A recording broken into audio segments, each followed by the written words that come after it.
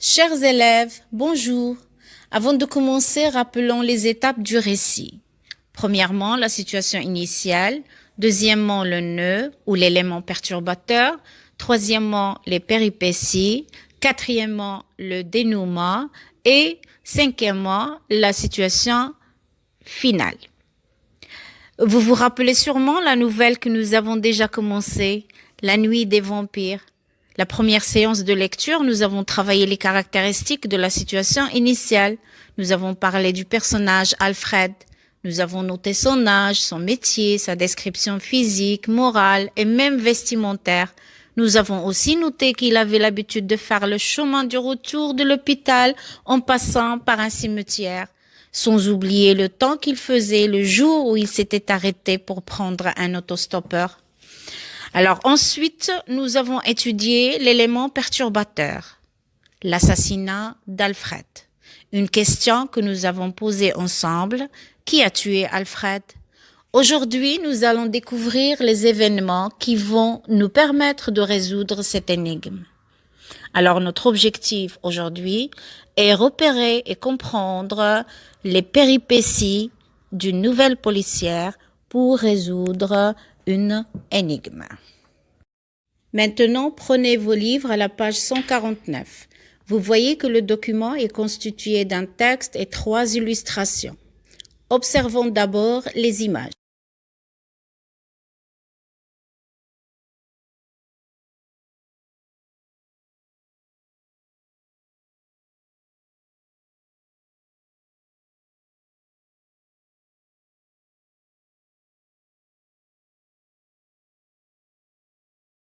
Sur la première image, nous voyons une femme allongée sur le sol. Sur la deuxième image, la police devant une maison. Sur la troisième illustration, c'est un jeune homme allongé lui aussi sur le sol et des créatures étranges qui volent dans le brouillard. Vous vous posez maintenant les questions suivantes.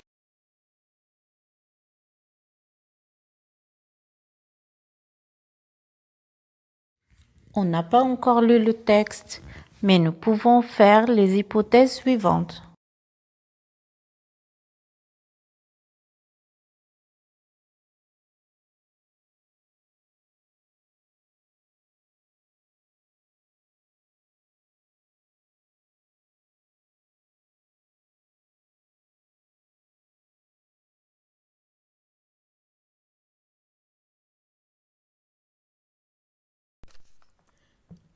Maintenant, observons le texte et complétons le tableau.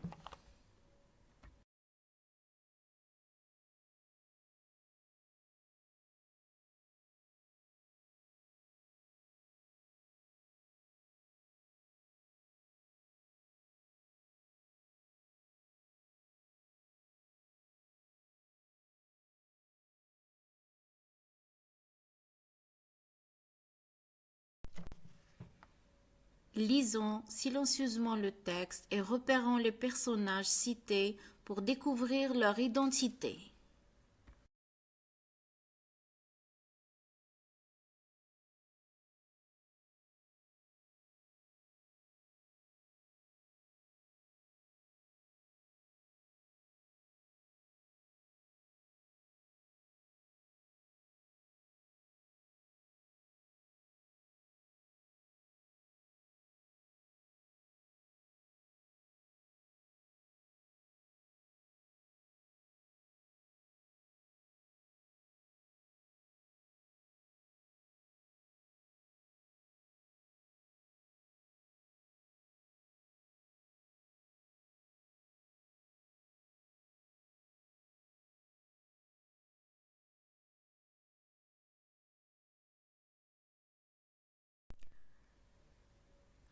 À votre avis, le coupable de ces deux crimes pourrait-il être le même personnage, justifié à partir du dernier paragraphe?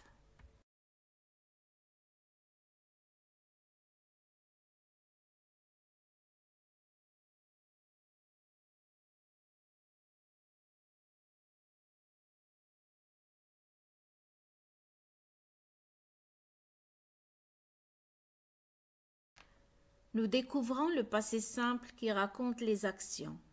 l'imparfait pour la description, mais aussi le présent et le passé composé dans le dialogue. On peut se demander pourquoi insérer un dialogue dans une narration.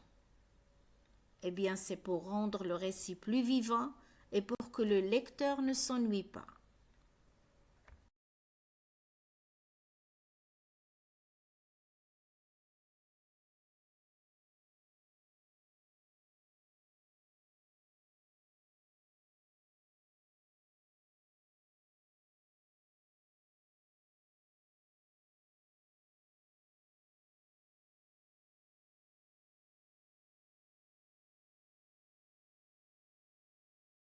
Est-ce que vous croyez que les vampires existent?